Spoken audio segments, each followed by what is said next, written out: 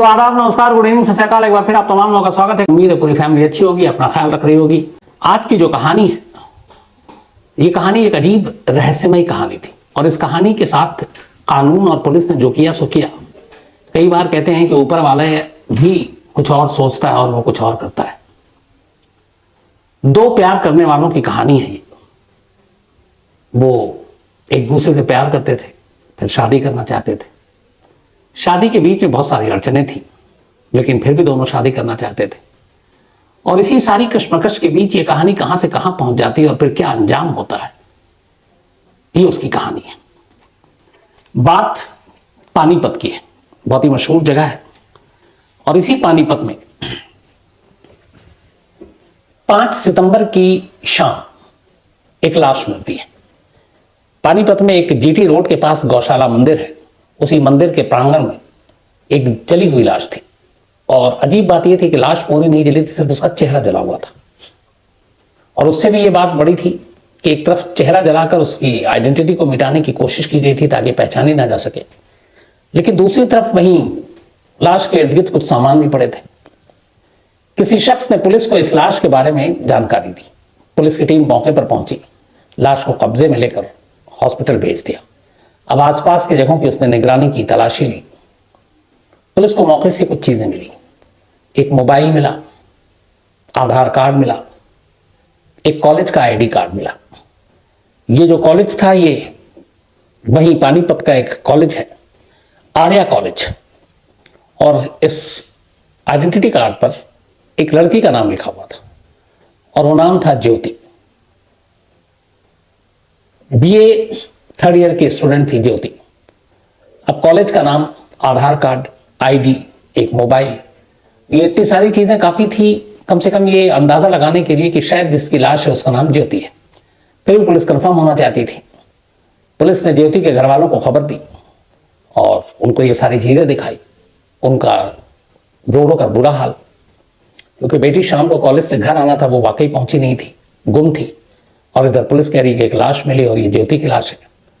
अब पुलिस वालों को लाश का जो चेहरा है वो घर वालों को दिखाना था, उन्होंने दिखाया। हालांकि चेहरा लगभग जला दिया गया था, लेकिन कपड़ों से और बाकी चीजों से घर वालों ने ये कहा कि उनकी बेटी ज्योति की लाश।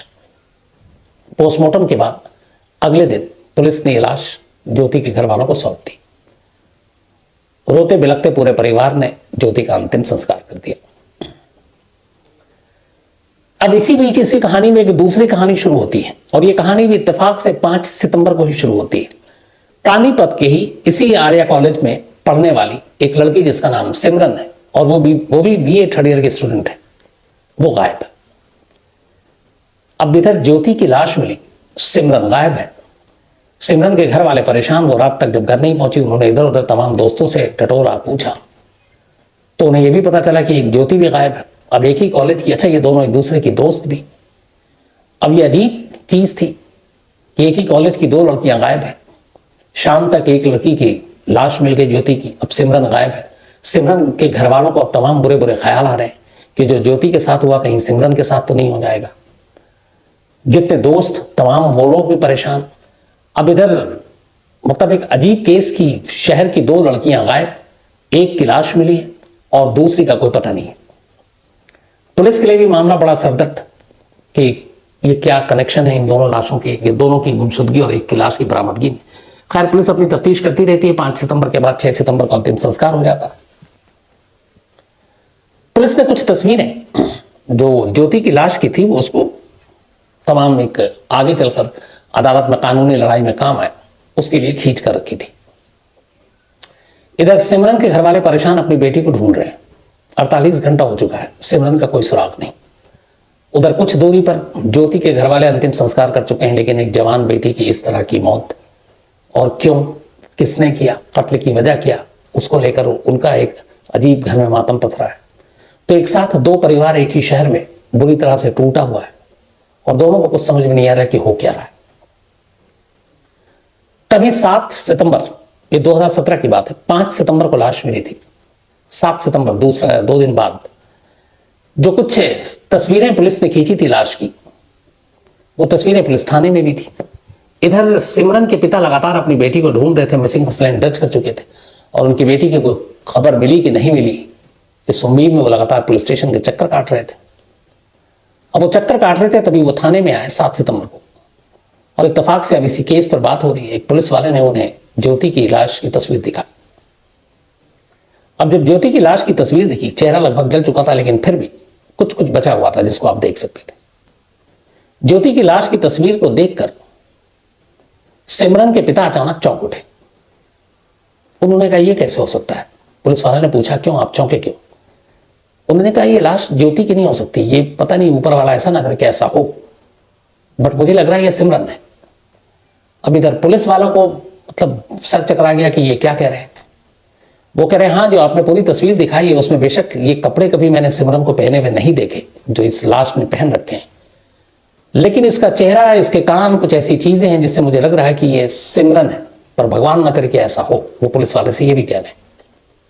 अब पुलिस को लगा कि ये क्या मामला है।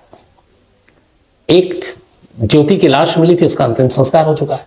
अंतिम संस्कार के अगले दिन अब सिमरन के पिता, जिनकी बेटी गायब है, वो ये कह रहे हैं कि ये मुझे डाउट है कि ये ज्योति नहीं सिमरन है। सवाल ये कि अगर सिमरन के पिता उस फोटो को देखकर कह रहे हैं कि ये मेरी बेटी की तस्वीर है, तो ज्योति के घर वालों ने उस तस्वीर को देखकर कैसे एक्सेप्ट कर लिया कि ये ज्योति है? वो भी डाउट कर सकते थे कि ये किसी और की लाश है। यहीं से पुलिस को मामले में कुछ गड़बड़ लगा। पुलिस ने कहा कि अब इन दोनों केस को एक साथ जोड़कर इसकी जांच होनी चाहिए। अब जब पुलिस ने तफ्तीश शुरू की तो इसी दौरान पता चला कि उसी पानीपत से एक लड़का गायब है, उसका नाम कृष्ण है। अब चूंकि जब ज्योति की लाश मिली, पुलिस तफ्तीश कर रही थी कि तमाम कौन कौन दोस्त हैं, तो बहुत सारी ज्योति की दोस्त से भी बात हुई। तो उस दौरान में भी एक दोस्त का नाम आया था कृष्ण का। अब पुलिस ने कहा कि चलो कृष्ण से कुछ जानकारी मिले, लेकिन कृष्ण गायब। उनके घर वालों ने बताया कि वो भी 5 तारीख से गायब है। अब पुलिस ने कहा कि ये क्या चीज है, 5 को ज्योति की लाश मिलती है, 5 को सिमरन गायब हो गई, 5 से कृष्ण भी नहीं मिल रहा है। अब ये लगा कि यहां 2 लड़कियां, एक की लाश मिली है, गायब है, एक लड़का गायब है। पुलिस को डाउट हुआ कि एक और लड़का गायब हो सकता है, यानी कुल 4, 2 लड़की 2 लड़के। अब पुलिस ने इसकी तफ्तीश शुरू की तो पता चला कि और कोई लड़का गायब नहीं है। लेकिन तफ्तीश करते करते आखिरकार, अब चूंकि सारे दोस्तों के इर्द गिर्द कहानी घूम रही है, पुलिस को एक शख्स मिलता है, मंजीत। अब चूंकि ज्योति की मौत और सिमरन की गुमशुदगी शहर में चर्चा का विषय था, लोग बात कर रहे थे, और दोनों स्टूडेंट। तो पता चला कि जिस कॉलेज में कृष्ण पढ़ता है, कृष्ण वहां के एसटी कॉलेज में पढ़ा था, और ये भी बीए 3rd ईयर का स्टूडेंट था जो गायब था। और मंजीत नाम का एक लड़का भी इसी एसटी कॉलेज में पढ़ा था, और वो भी बीए 3rd ईयर का स्टूडेंट था, यानी कि वो कृष्ण को जानता था।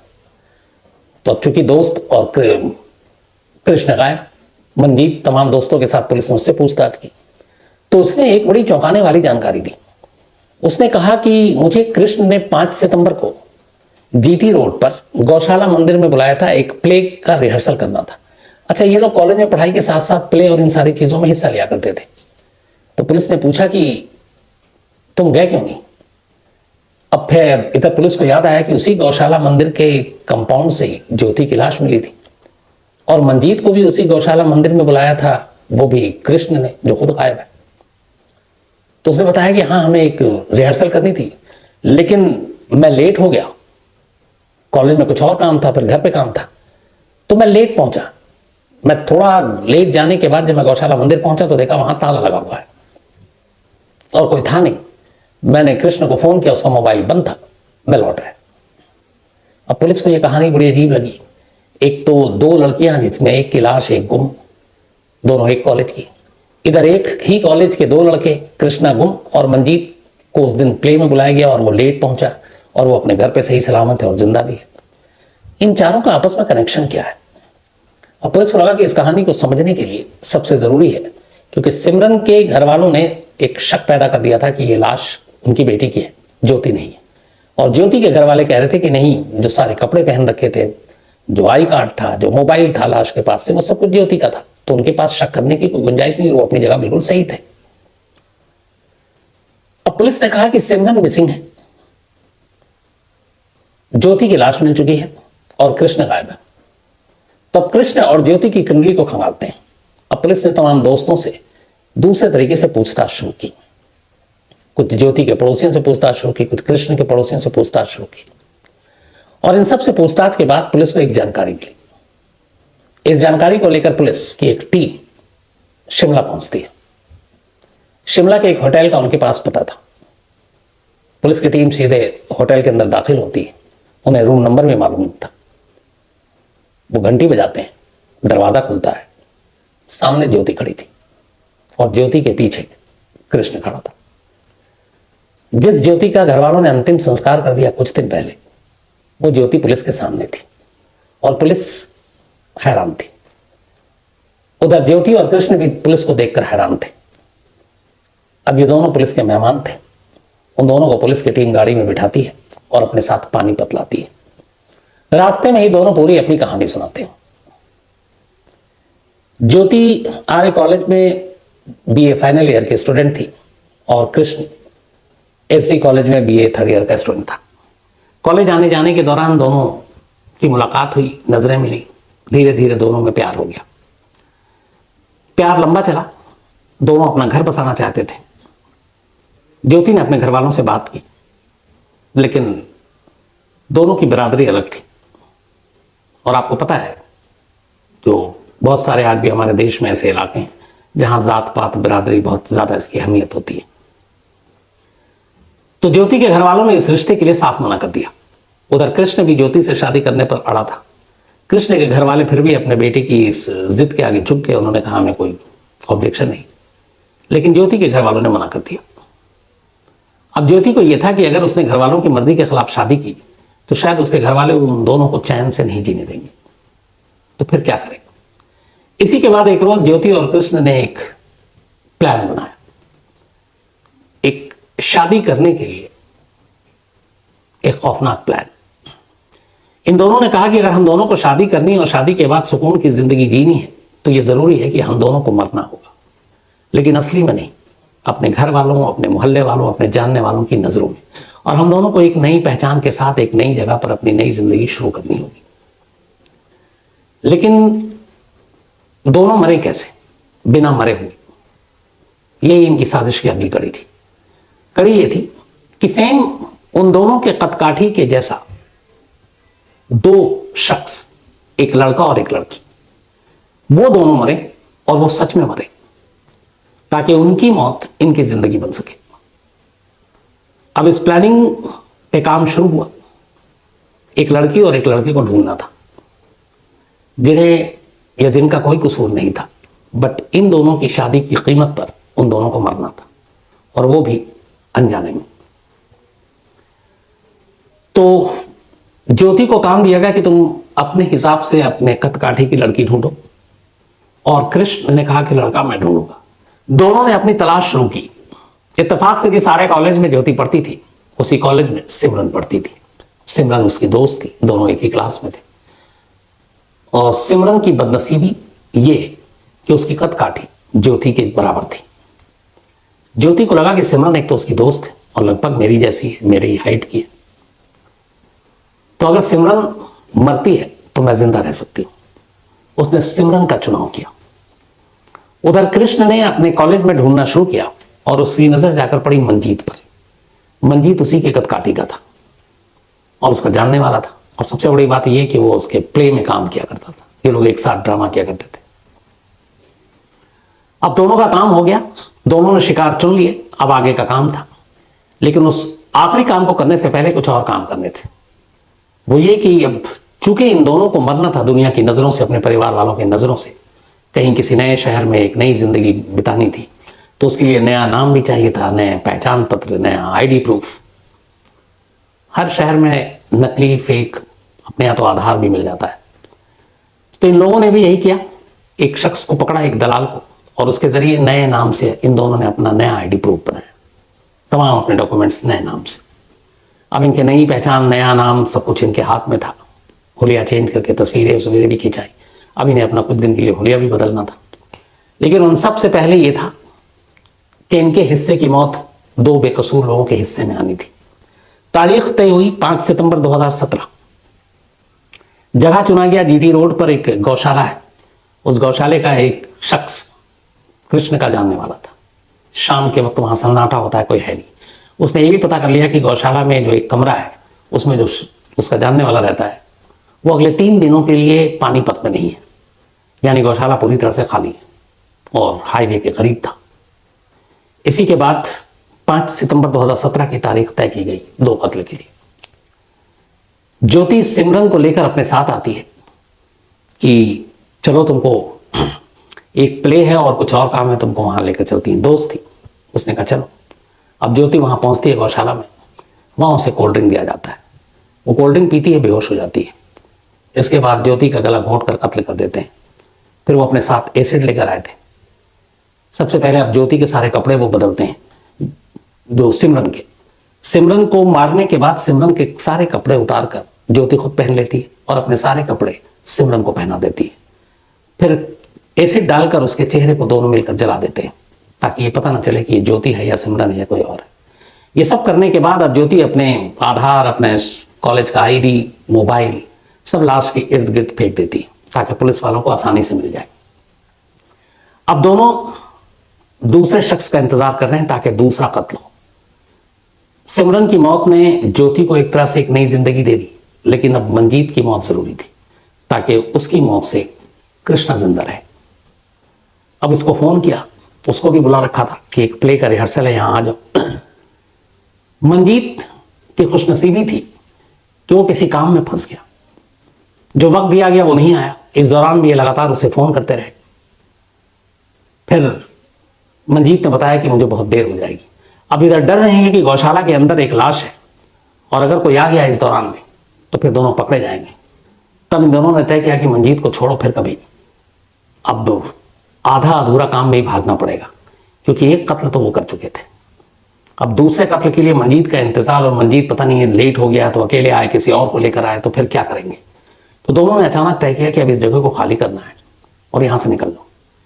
सिमरन का कत्ल करने के बाद सिमरन के कपड़े पहनकर ज्योति वहां से और अपने साथ वो सारे नए आईडी प्रूफ लेकर आ चुकी थी। वो कपड़े एक बैग में डालती है सिमरन के। दोनों रेलवे स्टेशन जाते हैं। स्टेशन के करीब वो सिमरन के कपड़े को फेंक देती है। फिर दोनों ट्रेन से वहां आगे पहुंचते हैं, फिर वहां से बस लेते हैं और फिर दोनों शिमला पहुंच जाते हैं। वहां उन्होंने पहले से एक रूम बुक कर रखा था। कुछ दिन के लिए उन्हें शिमला में छुप कर रहना था और इसके बाद फिर आगे का सफर करना था किसी नए शहर में जाकर। दोनों किसी नए नाम से जो उन्होंने अपने अपने बना रखे थे, नई जिंदगी शुरू करनी थी। लेकिन सिमरन के पिता को उस जले हुए चेहरे में भी अपनी बेटी की झलक दिखाई दे गई थी। और 7 सितंबर को यानी कत्ल के 2 दिन बाद जब उन्होंने कहा कि उन्हें शक, तब पुलिस का भी फिर माथा ठनका और पुलिस ने कहा कि नहीं, तफ्तीश करेंगे। अगर सिमरन के पिता को शक न होता तो शायद सिमरन कहां होती आज भी इसका खुलासा नहीं होता। लेकिन जब ये कहानी सामने आई, इसके बाद इन दोनों को पकड़ा गया। पकड़ने के बाद दोनों को जेल भेजा गया। लेकिन ऊपर वाले ने भी एक अजीब बात सोच रखी थी। जो कृष्ण था, जिससे शादी करने के लिए ज्योति ने एक बेगुनाह लड़की अपनी ही दोस्त का कत्ल किया, पता चला कि उस कृष्ण को टीबी है। जेल जाने के कुछ महीने के बाद ही कृष्ण की जेल में ही मौत हो गई। अब अकेली गुनहगार बची ज्योति। 2017 में यह मामला अदालत में गया, केस चलता रहा। करीब 6 साल के बाद 2 दिन पहले 29 मार्च यानी कि परसों जो बीत गया, पानीपत की जो सेशन कोर्ट है, जिला अदालत है, निचली कोर्ट है, उसने अपना फैसला सुनाया।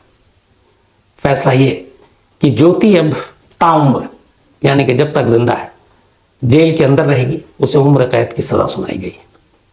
उसका भागीदार, उसको शायद ऊपर वाले ने पहले ही सजा दे दी, अब वो इस दुनिया में नहीं है। तो अपने ही दोस्त के कत्ल, अपना एक घर बसाने उस चक्कर में ज्योति की पूरी जिंदगी बर्बाद हो गई। सिमरन बेवजह मारी गई, मंजीत को किस्मत ने बचा लिया। और ज्योति के साथ ये हुआ कि सारी चीजें उसने जिस चीज के लिए की थी, अपने उस प्यार को पाने के लिए, न वो उसका प्यार जिंदा रहा और न वो आप खुद बाहर आजाद जिंदगी गुजार सकती है। इसीलिए कहते हैं कई बार जुर्मों का हिसाब किताब ऊपर वाला भी कर देता है, वो भी अपने हिसाब से। तो ये थी आज की कहानी।